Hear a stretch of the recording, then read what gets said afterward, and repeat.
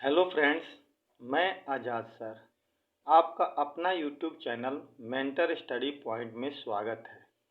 जैसा कि दोस्तों आप जानते हैं, मैं आप लोगों को आपके अपने YouTube channel mentor study point के माध्यम से मैं आप लोगों को आधुनिक भारत का क्लास दे रहा हूं।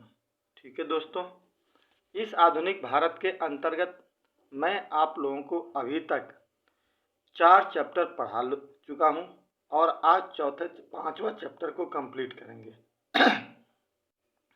इस 5वें चैप्टर को हम लोग ब्रिटिश राज का आर्थिक प्रभाव के नाम से जानते हैं, जिसमें हम लोगों को टोटल 6 टॉपिक पढ़ना था, जिसमें से मैंने अभी तक आप लोगों को 4 टॉपिक पढ़ा दिया है। पहला एक औपनिवेशिक चरण को पढ़ाया हमने, फिर हमने भू राजस्व व्यवस्था को आपको बताया, फिर हमने हस्तशिल्प के पतन कैसे हुए इसके बारे में चर्चा की। उसके बाद हमने ये भी चर्चा किया कि धन का पलायन कैसे हुआ।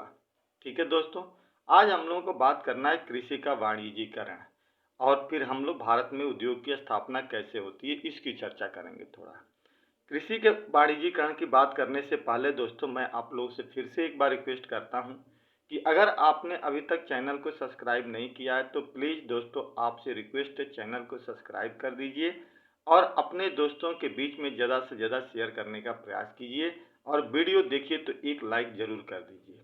ठीक है दोस्तों, चलिए आगे हम लोग बात करते हैं कृषि का वाणिज्यीकरण।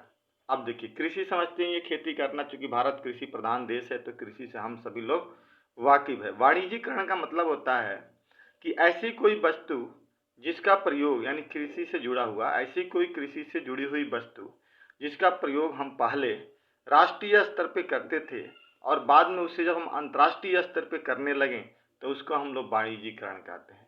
कहने का मतलब कि जब कोई खेती, यानी जैसे कपास की खेती को जब हम पहले भारत के एक राज्यों से दूसरे राज्यों में भेजते थे तो उसे हम वाणिज्यीकरण नहीं कहते थे, लेकिन जब उसे हम भारत से लेकर के लंदन भेजना शुरू कर दिए तो हमने कहा कि हमने कपास की खेती का क्या कर दिया, वाणिज्यीकरण कर दिया। ठीक है दोस्तों, यानी कमर्शलाइजेशन कर दिया, यानी एक देश से दूसरे जगह भेजने का उसका सबूत दे दिया और उसको भेजने लगे, उसका प्रयोग हम दूसरे देशों में भी करने लगे। इसी को हम लोग कृषि का वाणिज्यीकरण कहते हैं।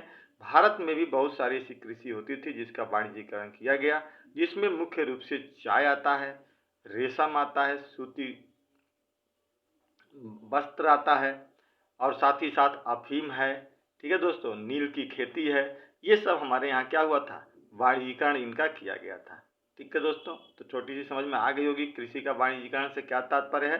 कृषि के वाणिज्यीकरण से तात्पर्य यह है कि जब कोई वस्तु पहले उसका प्रयोग हम राष्ट्रीय स्तर पे करते थे, अब उसका प्रयोग राष्ट्रीय स्तर से अंतर्राष्ट्रीय स्तर पे करने लगे तो उसे हम कहते हैं कि इसका हमने कृषि का वाणिज्यीकरण कर दिया है। ठीक है, चलिए बात करते हैं हम लोग। कह रहा है कि कंपनी को भारतीय सामान खरीदने के लिए बुलियन का आयात करना पड़ता था। ये तो आप पहले भी हमने बताया था कल के वीडियो में कि बुलियन मतलब सोना चांदी के पैसे होते थे जो कंपनी भारत से कच्चा माल खरीदती थी तो उसके बदले में वो देती थी। अब कंपनी चाहती थी कि हम लंबे समय तक इसका इस्तेमाल ना करें, बुलियन हम बाहर से ना मंगाएं, क्योंकि भारत में दे करके जा रहे थे, तो उसका वो एक विकल्प ढूंढना चाहती थी। तो मैंने कल कहा था कि टैक्स वसूलना उन्होंने शुरू किया था। अब टैक्स के साथ साथ यहीं पे कृषि करने का भी अधिकार उन्होंने ढूंढना शुरू कर दिया।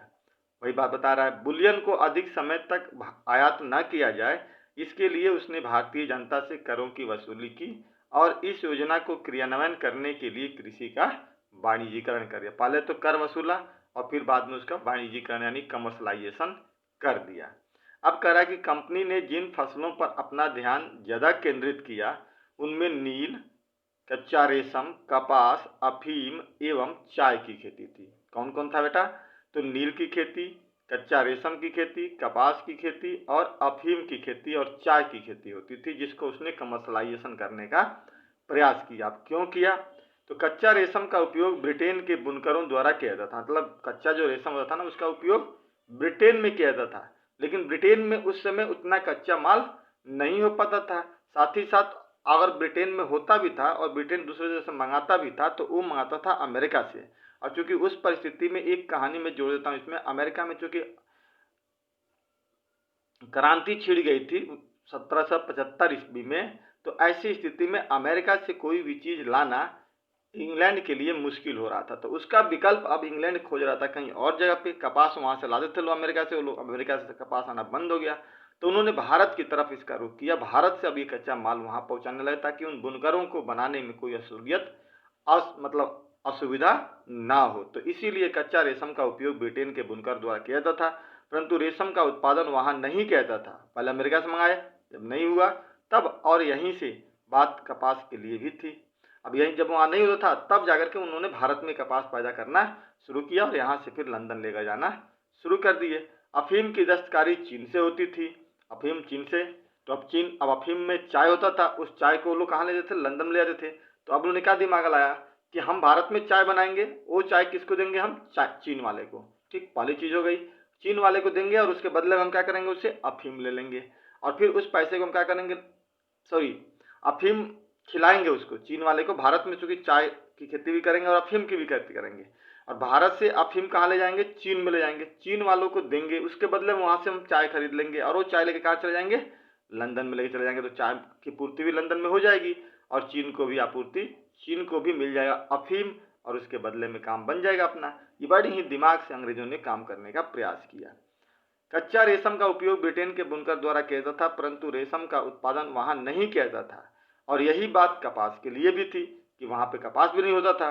अफीम की दस्तकारी चीन से होती थी और रंगाई के लिए नील की आवश्यकता होती थी और लंदन में ऐसा था नहीं, तो भारत में नील की खेती किया जाए क्योंकि उसी से कलर बनता था, तो इसीलिए रंगाई के लिए नील की खेती होने लगी। चाइना को कंट्रोल करने के लिए भारत में अफीम की खेती होने लगी।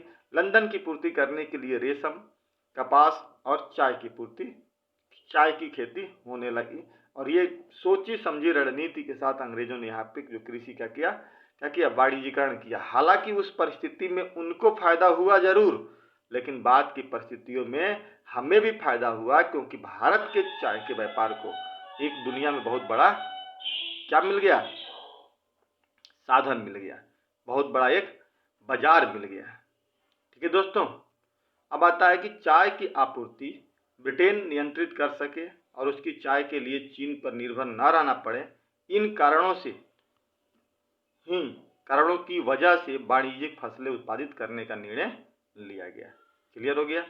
अब कह रहा है कि 1833 ईस्वी में अंग्रेजों को यह अनुमति मिल गई कि वह भारत में भूमि खरीद सकते हैं। अब देखिए यहाँ से एक फायदा हो गया उनको कि 1833 का जो चार्टर एक्ट था, ऐसे 1813 में तो उन्हें यह अधिकार मिल गया कि व्यापार करने आ जाएं, लेकिन यहाँ उनको यह अधिकार मिल गया कि यहाँ पर जमीन खरीद ले। तो जमीन खरीदने की अनुमति मिल गई, वह भारत में भूमि खरीद सकते हैं और बागान लगा सकते हैं। 1833 ईस्वी के चार्टर एक्ट में चाय और चीन पर से कंपनी का एकाधिकार समाप्त कर दिया गया। अब जब समाप्त हो गया तो अब लंदन के बहुत सारे लोग जो थे भारत में आकर के जमीन खरीद करके यहाँ पे बागान लगाना शुरू कर दिए। कह रहा है कि भारत में पहला चाय बागान असम में 1835 में लगाया गया और भारत में उत्पादित चाय 1838 ईस्वी में लंदन में बेची गई। ठीक, जब कंपनी का प्रयोग सफल रहा तब कंपनी ने अपने चाय बागान का आवंटन मतलब बेचना व्यक्तिगत कंपनियों को कर दिया, दूसरे को बेचना कर दिया, दे दिया उनको। इस कंपनी में सबसे पहली कंपनी असम चाय कंपनी थी, जिसकी स्थापना 1839 ईस्वी में हुई थी। असम में चाय फैक्ट्री है वहां पे। दूसरी अन्य कंपनियों ने 1850 ईस्वी तक अपने बागानों की स्थापना भी करना शुरू कर दिया। इस प्रकार से दोस्तों आपने देखा कि कैसे कैसे यहाँ पे बागान की उत्पत्ति होने लगी, चाय की खेती, अफीम की खेती, नील की खेती होना शुरू हो गया। ठीक, इस प्रकार अंग्रेजों ने 1850 ईस्वी से पहले वाणिज्यिक फसलें दी। इन्हें प्लांटेशन इंडस्ट्री कहा गया, यानी एक नए तरीके का इंडस्ट्री जो प्लांट से पैदा हुआ। हालांकि ये बात गलत हुई क्योंकि ये लोग कहते थे कि हम यहाँ उद्योग स्थापित कर रहे हैं, और ये उद्योग तो था नहीं भारत के लिए, ये क्या था, ये तो भारत के लिए खेती हो रही थी। इसी प्रक्रिया को दादा भाई नौरोजी ने नीरु उद्योगीकरण की संज्ञा दी कि ये उद्योगीकरण नहीं है, ये हमें धोखा दिया जा रहा है। ठीक, तो इस प्रकार दोस्तों हमने देखा कि कैसे अंग्रेजों ने अपने फायदे के लिए, अपनी पूर्ति के लिए, अपने लिए चाय, अपने लिए अफीम, अपने लिए रेशम, अपने के लिए नील, कपास की पूर्ति के लिए भारत में इसने प्रयोग किया और धीरे धीरे उसको सफलता प्राप्त हुई और यहाँ की कृषि को क्या कर दिया, पुरानी पारंपरिक खेती को तोड़ करके नई कमर्शलाइजेशन वाली खेती को शुरू करने का प्रयास किया। इससे भारत को तत्कालिक परिस्थितियों में काफी नुकसान भी हुआ और यहाँ पे अकाल भी पड़े, लेकिन आज वही हमें एक बाजार भी मिल चुका है चाय के लिए। ठीक है दोस्तों, अब हम बात करते हैं और आधुनिक उद्योगों का विकास, कैसे भारत में उद्योग का विकास हुआ। अब देखिए इस तरह से जब ये सारे चीज लेकर के जा रहे थे तो भारत में ऐसा नहीं था कि भारत में पूंजीपति लोग नहीं थे, भारत में भी पैसे वाले लोग थे। तो उन लोगों ने देखा कि इसके माध्यम से तो पैसा बाहर जा रहा है, तो इन लोगों ने भारत में उद्योग छोटे छोटे स्तर पे स्थापित शुरू कर दिया और ऐसे प्रक्रिया में भारत में उद्योग की स्थापना शुरू हो जाती है। महादेव गोविंद रनाडे भारत के औद्योगिकरण के ऐसे पहले व्यक्ति थे जिन्होंने देश में उद्योग की स्थापना के लिए लोगों को आह्वान किया, कहा कि आप अपना उद्योग स्थापित कीजिए। हिंदुस्तान में भी लोगों की कमी नहीं थी, ना ही लोगों के अमीर लोगों की कमी थी, आप लोग अपना उद्योग स्थापित कीजिए और हम लोग यहाँ पे खरीदेंगे, सामान बेचेंगे, हम क्यों हम बाहर के लोगों पर डिपेंड होके। केटी तेलंग और फिरोज शाह मेहता ने तो स्वयं 1870 ईस्वी में मुंबई में साबुन का कारखाना भी खोलकर लोगों के समक्ष उदाहरण प्रस्तुत कर दिया कि हम अपना स्वयं काम कर सकते हैं, अपने खुद को स्थापित करने के लिए अपना उद्योग भी स्थापित कर सकते हैं। ठीक है दोस्तों, अब कह रहा है सूती वस्त्र का उद्योग। 19वीं शताब्दी के मध्य में आधुनिक सूती कपड़ा उद्योग का भी इतिहास प्रारंभ हो गया। सर्वप्रथम 1818 ईस्वी में कलकत्ता में एक मिल की स्थापना हुई। मुंबई में पारसी काओ सजी नाना साहिब दामा ने 1853 में पहला कारखाना स्थापित किया।